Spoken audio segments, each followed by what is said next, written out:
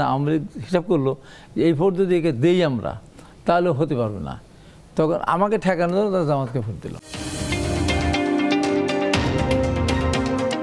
আপনারা কি আশা করছেন যে বিএনপিতে অনেক বিদ্রোহী ধরনের লোক তৈরি হবে যারা ডিস্টার্ব করবে নির্বাচনে, তারা দাঁড়িয়ে যাবে এবং এক ধরনের সমস্যা তৈরি করবে? কারণ এই হুঁশিয়ারি এখনই তো দরকার নেই, এখনো তো নির্বাচনের সন্তানই কিচ্ছু ঘোষিত হয় নাই, কিন্তু এখনই হুঁশিয়ারি দিচ্ছেন আপনাদের মহাসচিব। না আমাদের দিচ্ছে না, দাঁড়াতে পারি তো জাতীয় সংসদ নির্বাচনে সরাসরি তারেক রহমানের সঙ্গে কথা দিয়ে গেল, তারপর কি বেইমানি করছে? না, আমার কিন্তু বেইমানি করছে। আমাদের এখন তিনজনকে ডেকেছিল, একজন এক্স এমপি আর যে একটা মাস্তান খুনি ও ছিল, আমাদের পাবনা তিনেরও আরও একজন প্রার্থী ছিলেন।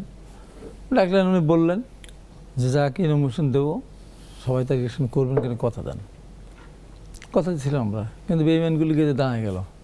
তারেক রহমানের কথা শুনলেন না। ম্যাডামের কবরের মাটি শুকানোর আগে তো নির্বাচনটা হলো। এই বেইমানগুলি ম্যাডামের দিকেও খেয়াল করে। তো অনেকেই অভিযোগ করেন, অনেক সাংবাদিক বলেন যে এরকম অনেক গুপ্ত লোক, সুপ্ত লোক, বেইমান লোক আপনাদের দলে আছে। আমাদের দলেরই তো বেইমান তারা। হ্যাঁ, তা আছে। আমাদের দলে ৮০ জনের মতো লোক স্বতন্ত্র ইলেকশন করছে, আর অনেকে আছে নমিনেশন না পেয়ে তারাও জামাত ইসলামের কাছ থেকে, এদের টাকা বেশি তো, এদের কাছে টাকা আপনাদের টাকা বেশি, অনেক টাকা সেই টাকা খেয়ে আমাদের টাকা বেশি, টাকা খেয়ে তারা, এবং তারা আবার কি শোনেন, টাকা তাদের কোরআনের আইন সৎ লোকের শাসন যায়, কিন্তু বিএনপির কাছে ভোট কেনার ক্ষেত্রে টাকা ব্যয় করতে তাদের খুবই, সেটা ভালো না। ভোট তো একটা ভালো জিনিস, ভালো কিনে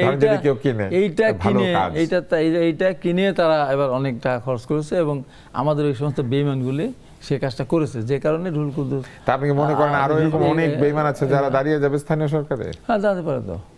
তাহলে শুধু হুঁশিয়ারি দিয়ে আপনারা থামাতে পারবেন না? তারা যেহেতু তারেক রহমানের কথা শুনলেন না, সংসদ সদস্য তারা, আমার ওখানকার মতো ওরকম অপতথ্য বা এরকম অযোগ্য বা এরকম লোক না। অনেক জায়গায় আছে যোগ্য, এক্স এমপি ছিল, তারা দাঁড়িয়ে গেছে, নিষেধ করা হয়েছে, শোনে নাই। তো সেই জন্য বলছি, আগের থেকে একটা হুঁশিয়ারি দিয়ে রাখলো, যে এই জন্য বলবো যে আমাদের দল থেকে আমরা চাবো যে একজন মানুষ দাঁড়াক নির্বাচনে। যদি কেউ দাঁড়াতে চায় তখন সেই ব্যাপারে দল সিদ্ধান্ত নেবে। এখন জিনিস হলো যে এখানে নির্বাচনটা যার যার দল যদি করে, জামাতের মতো করবে, আমরা আমাদের মতো করবো, এনসিপি তাদের মতো করবে। এনসিপি যে বলছে যে তারা নিজেরা করবে, নিজেদের সক্ষমতা, তাদের নিজেদের সক্ষমতা আছে। কোনটা? মানে এত প্রার্থী দেওয়া, এত প্রার্থীদের সক্ষমতা আছে, এত প্রার্থী জিতে আসার সক্ষমতা আছে। আওয়ামী লীগ আওয়ামী লীগের উপর তারা বিশ্বাস করে। আওয়ামী লীগ এনসিপিকে ভোট দিবে? হ্যাঁ, আওয়ামী লীগ এনসিপিকে ভোট দিয়ে এখন এই আগায় দিবে তাদেরকে, যে একটা তাতে তো আওয়ামী লীগের ক্ষতি হবে না? এনসিপিকে আওয়ামী লীগকে জায়গা দিবে? আওয়ামী লীগ তো এনসিপি তো একটা পর্যায়ে তো দলে দলে আওয়ামী লীগকে নিয়েই ফেলতো। হ্যাঁ, তারা ওপেন করে দিয়েছিল, তারা বলেছিল যে যদি আপনারা কোনো দোষ ত্রুটি না করে থাকেন আমরা আপনাদেরকে নিব, কিন্তু কেউ তো যায় নাই। হ্যাঁ, কেউ তো যায় নাই, ওদের অবস্থান নাই, তাই যায়নি। যদি একটা শক্তিশালী অবস্থান থাকতো তাহলে যেত। তারা জামাতকে দিবে না, তারা বিএনপিকেও দিবে না, এনসিপি তাদেরকে দিবে, এরকম একটা মনোভাবপূর্ণ তারা ওইটা আশা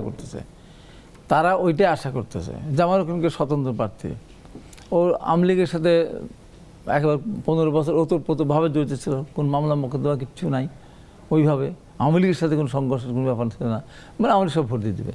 শেষে গিয়ে যখন দেখলো যে না, আওয়ামী লীগ হিসাব করলো যে এই ভোট যদি একে দেই আমরা তাহলে হতে পারবে না, তখন আমাকে ঠেকানোর জন্য তারা জামাতকে ভোট দিল। এবং ওই বেইমানও আবার সে দেখলো আমি হতেই পারতেছে না।